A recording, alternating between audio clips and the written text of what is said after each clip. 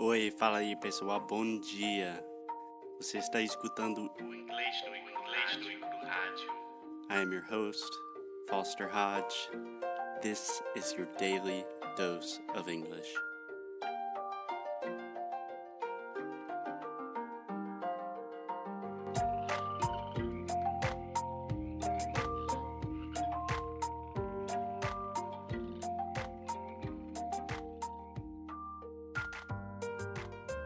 Hey, what's up, guys? It's Foster from Inglês no Crew. Today we have a special guest, Seth Kugel, the journalist, traveler, YouTuber, author, among other things. Welcome, Seth. How are you doing? I'm doing great. Did you just say Inglês no Crew with a carioca accent? Yeah, I can't shake it. Inglês no Crew. You know, I once had I learned Portuguese with a carioca accent from teachers, and then I had a girlfriend who forced me to stop. She's like, no way, no way. You're American. There's no excuse for that. It's interesting. My first Portuguese teacher was actually from Minas Gerais. So I started with kind of a neutral caipira-ish accent. And then Alexia, my girlfriend, really changed me into a full-blown carioca thing, like, yeah, beleza. So, Seth, you do a lot of things. You have the YouTube channel, Amigo Gringo.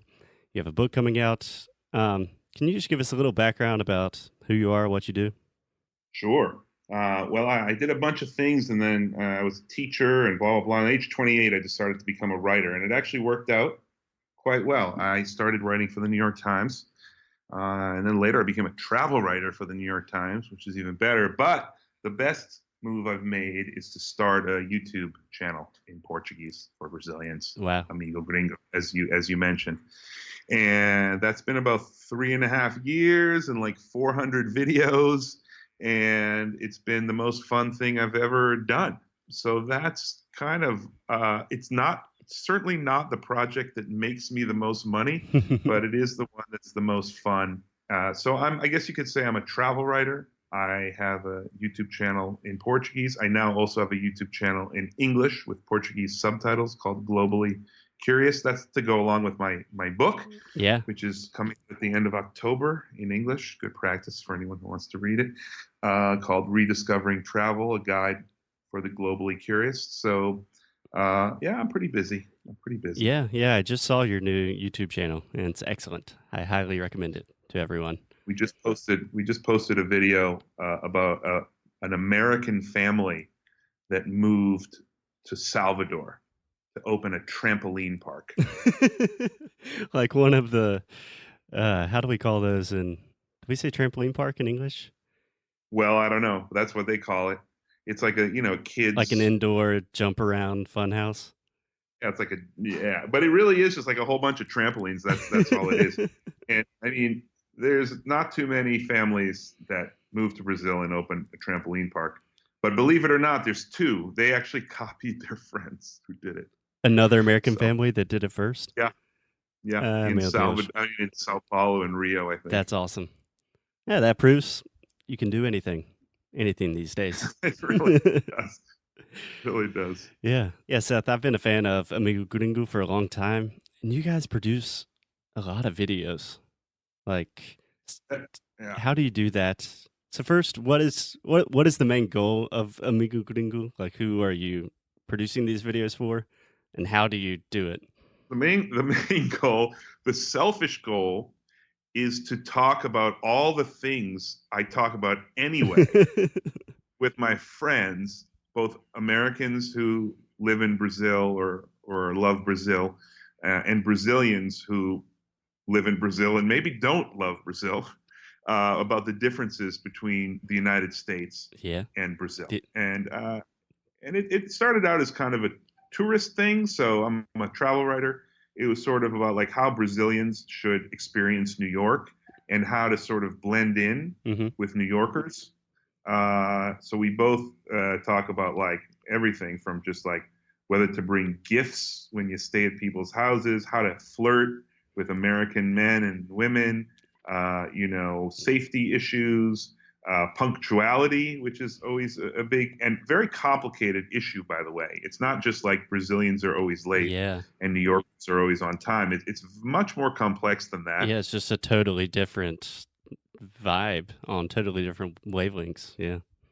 And then we also added English pretty close to the beginning. We started adding English lessons in most videos, and people love those. So we have a whole series of videos just on English. There's a playlist. I think it's called like Aprendendo Inglês con Amigo Gringo or something like that. Hmm. And so, and also Brazilians stopped visiting New York so much because of the the weak currency, the real Yeah, yeah. being so weak. So we also started doing some more stuff in Brazil. We have videos from at least 8 or 9 different cities in Brazil. And the way I did a lot of videos is I had a great team for the first 2 or 3 years, and then they kind of moved away. Every single one of them moved away, actually, to another place. And so now I do it mostly myself now. I just got a new guy, Thiago, helping me. He's from Rio. Nice. So for the last year or two, it's been very much work to try to figure out how to do these on my own. But yeah, but there's a lot of stuff on there. I think you could probably watch for like 40 hours now or 50 hours if you wanted to. Yeah, there's a Uh, lot of material. And I don't think most people recognize how much work goes into producing like even a relatively short video. It's a lot of work. yeah, it's a lot of work. I mean, it's funny. Like there are some people, I guess, who can just get on and talk and think that's a video. But for me, it all needs to be planned out. Not the exact words. So, Seth, you're kind of a part of this boom or explosion of YouTubers kind of catering specifically towards Brazilians.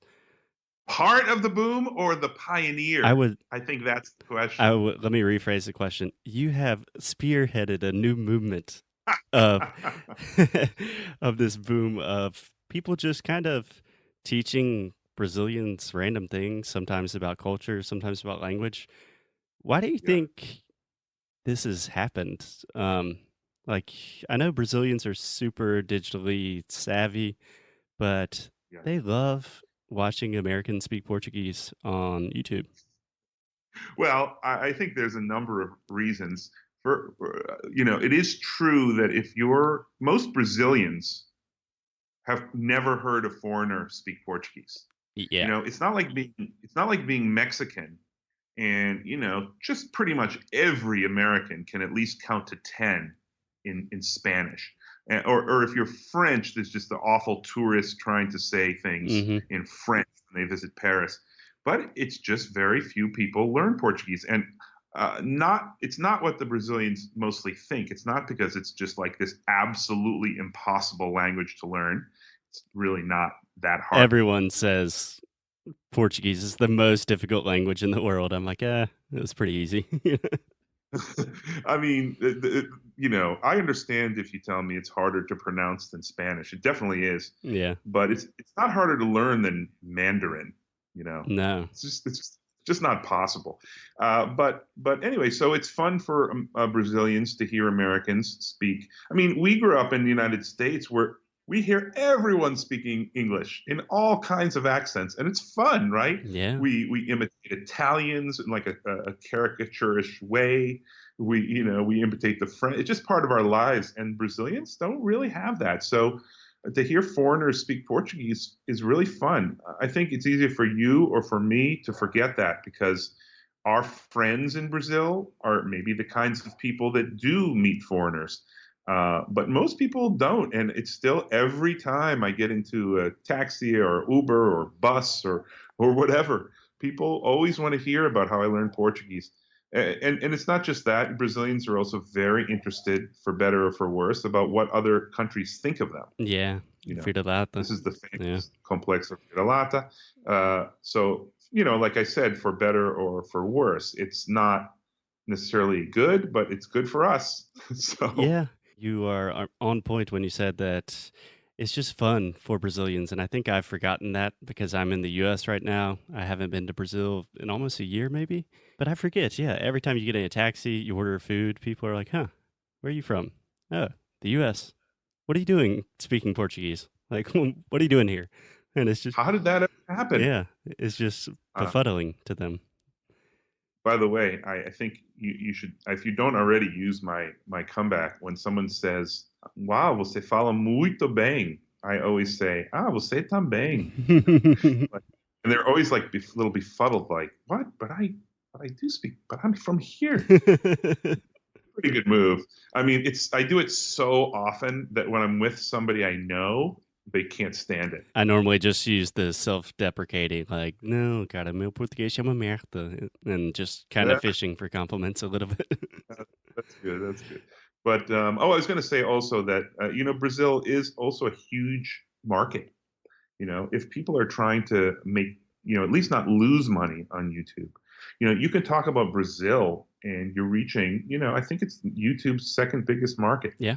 and you can do stuff in Spanish if you want, but you're going to have to do it in very general terms because if you do it just for Mexico or just for Argentina, that's not so great. And also, it's fun. People love Brazil. Americans tend to love Brazil. It's a hard place to live, but Americans who sort of just visit or spend a month there or something tend to really love it. And so it's. I should add one more thing. The Brazilians are really fun to interact with on YouTube.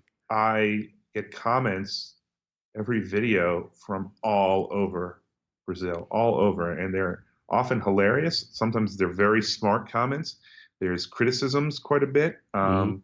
Weirdly, I don't really get the haters really anymore. The trolls. I think that I drove them away at the beginning by actually answering all the comments. When they see you're answering, they don't. So I have a really nice audience. Like I have a really nice community out there, That's awesome.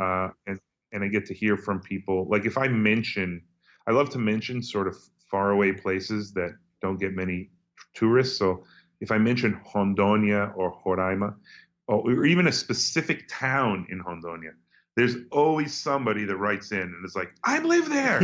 That's where I am." So I have a wide ranging audience. I also have politically wide ranging audience. There's the Bolsonaro folks show up whenever I mention anything sounding like a New York liberal, Yep. or anything vaguely negative about President Trump, Yep. and they come right in, and they're there, and they're all over the political spectrum, really. So that's really fun as well. I think I have a broader communications with a broader range of Brazilians than most foreigners do. Yeah, and I think that's kind of an intrinsic thing of Brazil that it's a super diverse place that manifests itself in a lot of different ways. I was a reporter in Brazil, like a regular reporter, which was like 8 years ago. Mhm. Then you get to visit all kinds of places, right? You get to go to the interior, and you get to go to favela, and you get to go interview rich people, and you go to the Amazon, and you go Yep. to the south. But that's very unusual. Most gringos who live in Brazil live in Rio or Sao Paulo, and they hang out with their friends and who are of a certain social class. Mhm. And so YouTube is really special in that way. I mean, there's a lot of things I don't like about YouTube. We could get into that. Of But in course. terms of bringing people from all over the place into one community to debate or talk or interact, it's really pretty great. And the questions people send in are, amazingly varied. They can be very sophisticated questions, but they can also about sort of American culture and nationalism and gun control Mhm. and all sorts of stuff. And then they can be stuff like, do the trees in Central Park really turn orange in the fall? Yeah. And you know, that's a question probably from someone who has never really maybe they're younger and they've never traveled or whatever, and it's just amazing. Like trees don't turn orange in Brazil, and maybe you saw an image of it. You're like, that can't be real. They must paint That's a them. weird Photoshop thing. Yeah, that's Yeah, fascinating. yeah. It makes you really think. It's the best. It's the best part of the whole thing.